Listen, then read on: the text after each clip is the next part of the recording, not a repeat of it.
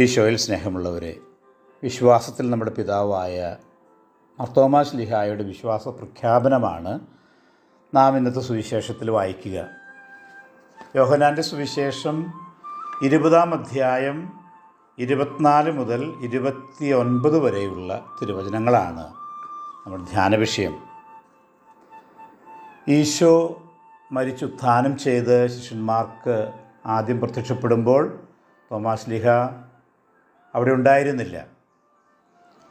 ഒരുപക്ഷേ ഈശോയുടെ മരണം മനസ്സിലാക്കാനുള്ള ഒരു വൈമുഖ്യം, അത് തോമാ ശ്ലീഹായ്ക്കുണ്ടായ ഒരു ഷോക്ക് എന്ന് തന്നെ പറയാം. ലാസറിനെ ഉയർപ്പിച്ചതൊക്കെ തോമാസ് നേരിട്ട് കണ്ടതാണ്. അതുമായി താരതമ്യം ചെയ്ത് യേശു എന്തുകൊണ്ട് ഇങ്ങനെ മരിക്കുന്നു എന്നുള്ള ആ ഒരു ചിന്ത തോമസിനെ വല്ലാതെ അങ്ങ് മതിച്ചിട്ടുണ്ടാകും എന്നെനിക്ക് തോന്നുകയാണ്. മറ്റ് ശിഷ്യന്മാർ അവർ തോമസിനോട് പറയുന്നു, അവർ പറഞ്ഞുകൊണ്ടിരിക്കുകയായിരുന്നു, പല പ്രാവശ്യം പറഞ്ഞു എന്നുള്ളതാണ് ഗ്രീക്ക് മൂലത്തിൽ കാണുക. യേശുവിനെ ഉത്തിതനെ കണ്ട കാര്യം വളരെ വ്യക്തമായിട്ട് അവർ പറയുന്നു. പക്ഷേ തോമാ ശ്ലീഹ ചില ശാഠ്യങ്ങൾ അവിടെ കാണിക്കുകയാണ്. പ്രത്യേകിച്ച് യേശുവിനെ കാണണം, കൈകളിൽ ആണികളുടെ പഴുതുകൾ ഞാൻ കാണണം, എൻ്റെ വിരലിടണം, അവൻ്റെ പാർശ്വത്തിൽ എൻ്റെ കൈ വയ്ക്കണം, ഇങ്ങനെയുള്ള ചില പ്രത്യേകമായ നിർബന്ധങ്ങൾ തോമാ ശ്ലീഹ വയ്ക്കുകയാണ്. നമ്മളിന്ന് ധ്യാനിക്കുക ഈ ഒരു കാര്യമാണ്. മറ്റുള്ളവരുടെ വിശ്വാസ ബോധ്യം അത് എനിക്ക് സ്വന്തമാക്കാൻ സാധിക്കുന്നില്ല. തീർച്ചയായിട്ടും വ്യക്തിപരമായിട്ട് നമുക്കൊക്കെ വിശ്വാസത്തെ പറ്റിയിട്ടുള്ള ബോധ്യം ഉണ്ടാകേണ്ടതാണ്. അടിസ്ഥാനപരമായി അത് തന്നെയാണ് വേണ്ടതും ആവശ്യമായിരിക്കുന്നതും. പക്ഷേ മറ്റുള്ളവർക്കുള്ള വിശ്വാസ ബോധ്യങ്ങൾ, അവർക്ക് വിശ്വാസത്തിലുണ്ടാകുന്ന വളർച്ച, അത് നമ്മൾ സമ്മതിക്കാനും അംഗീകരിക്കാനും അതിനെ ആദരിക്കാനും നമുക്ക് സാധിക്കണം. ഒരാൾ പ്രാർത്ഥനയിൽ പുരോഗതി പ്രാപിച്ചാൽ, ധ്യാനത്തിൽ സംബന്ധിച്ച് ആത്മീയ അഭിവൃദ്ധി നേടിയാൽ ചിലപ്പോഴൊക്കെ നമുക്കത് സ്വീകരിക്കാൻ സാധിക്കുന്നില്ല. പലപ്പോഴും നമ്മൾ കണ്ടിട്ടുള്ളത് പുച്ഛത്തോടു കൂടി, സംശയത്തോടു കൂടി ഒക്കെ വീക്ഷിക്കുന്ന മനോഭാവമാണ്. അപ്പോൾ നമ്മൾ ആദ്യം ചിന്തിക്കേണ്ടത് ഈ ഒരു കാര്യമാണ്. മറ്റുള്ളവനും ആധ്യാത്മികമായിട്ട് പുരോഗതി പ്രാപിക്കാൻ ദൈവം അവസരം ഒരുക്കുന്നുണ്ട്. ഒരുപക്ഷെ അവൻ്റെ ആ പ്രത്യേകമായ ഉൾക്കാഴ്ചകളിൽ നിന്ന്, ആത്മീയമായ അവൻ്റെ ആഴത്തിൽ നിന്ന് എനിക്കും ചിലപ്പോഴൊക്കെ പഠിക്കാനുണ്ട്. അത് നമ്മൾ മനസ്സിലാക്കുന്നു. ഒരുപക്ഷെ നമ്മൾ ഒരു ചെറിയ കുട്ടിയിൽ നിന്ന് പോലും ദൈവത്തെപ്പറ്റി, ആധ്യാത്മിക കാര്യങ്ങളെപ്പറ്റിയൊക്കെ കൂടുതൽ പഠിക്കാനും മനസ്സിലാക്കാനുമുണ്ട് എന്നുള്ളത് നമ്മൾ തിരിച്ചറിയുക. രണ്ടാമത് നമ്മളവിടെ മനസ്സിലാക്കുക, ഇങ്ങനെയൊക്കെ ശാഠ്യം കാണിച്ചിട്ടും തോമാ ശ്ലീഹായെ ഒരിക്കലും ഈശോ ശകാരിക്കുന്നില്ല, ശാസിക്കുന്നില്ല എന്നുള്ള വലിയ സത്യമാണ്.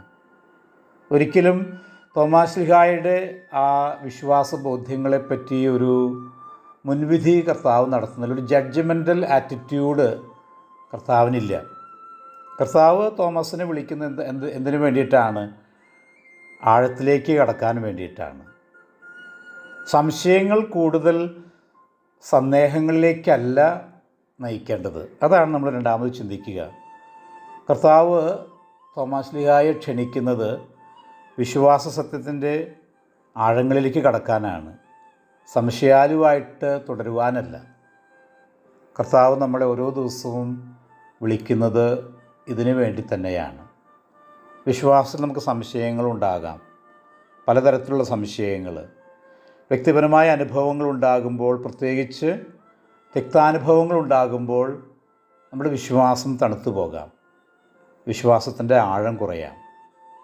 ഒരുപക്ഷെ മറ്റുള്ളവരുടെ ജീവിത മാതൃക അത്ര നല്ലതല്ലാത്ത ജീവിത മാതൃക കാണുമ്പോൾ ചിലപ്പോൾ നമ്മുടെയും വിശ്വാസം അത് മന്ദീഭവിക്കാം. പക്ഷേ ഇങ്ങനെയുള്ള പ്രേരണകളും പ്രലോഭനങ്ങളൊക്കെ ഉണ്ടാകുമ്പോഴും വിശ്വാസത്തിൻ്റെ ആഴം കളയാതെ കാത്തു സൂക്ഷിക്കാനാണ് കർത്താവ് നമ്മോട് പറയുക. തോമാ ശ്ലീഹ അപ്രകാരം തൻ്റെ ആദ്യത്തെ ഭാവങ്ങളൊക്കെ വെടിഞ്ഞ് കർത്താവിലേക്ക്, കർത്താവ് ആരാണെന്നുള്ള ബോധ്യത്തിലേക്ക് വ്യക്തമായിട്ട് നടന്നെടുക്കുന്നതാണ് നമ്മൾ കാണുക. മൂന്നാമത് നമ്മൾ മനസ്സിലാക്കുന്നു, സുവിശേഷത്തിലെ ഏറ്റവും വലിയ ഒരു വിശ്വാസ പ്രഖ്യാപനം, ഈശോയെ കീരിയോസ് തെയോസ്, കർത്താവെ ദൈവമേ എന്ന് വിളിക്കുന്ന ആ ഒരു ബോധ്യത്തിലേക്ക് തോമസ് കടക്കുകയാണ്. സുവിശേഷത്തിലെ അവസാനത്തെ വിശ്വാസ പ്രഖ്യാപനമാണ്. യോഹന്നാൻ്റെ സുവിശേഷത്തിൻ്റെ ക്ലൈമാക്സാണ് തോമാ ശ്ലീഹായുടെ വിശ്വാസ പ്രഖ്യാപനം എന്ന് നമ്മൾ മനസ്സിലാക്കുക.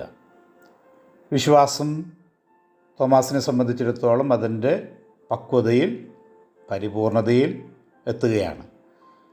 അപ്പോൾ കർത്താവ് പറയുകയാണ്, കാണാതെ വിശ്വസിക്കുന്നവർ, ഇനിയുള്ള തലമുറകൾ ഉത്തിതനായ യേശുവിനെ ഈ രൂപത്തിൽ കാണാൻ സാധിക്കാത്തവരാണ്. അവരും ആഴമായ വിശ്വാസത്തിലേക്ക് നടന്നെടുക്കണം. ഇതേ തീഷ്ണതയിൽ, തോമാ ശ്ലീഹായ്ക്കുണ്ടായിരുന്ന അതേ തീഷ്ണതയിൽ വിശ്വാസം പ്രഖ്യാപിക്കാൻ, അധരം കൊണ്ടും ജീവിതം കൊണ്ടും പ്രഖ്യാപിക്കാൻ അവർക്കും കടമയുണ്ട്. അപ്പോൾ അതുകൊണ്ടാണ് കർത്താവ് പറയുന്നത്, കാണാതെ വിശ്വസിക്കുന്നവരും ഇതുപോലെ വിശ്വാസം പ്രഖ്യാപിക്കണം. അങ്ങനെ വിശ്വാസം പ്രഖ്യാപിക്കുമ്പോഴാണ് അവരും വലിയ സൗഭാഗ്യം ഉള്ളവരായിത്തീരുന്നത്. എങ്ങനെയാണ് നമ്മൾ കാണാതെ വിശ്വസിക്കുന്നത്?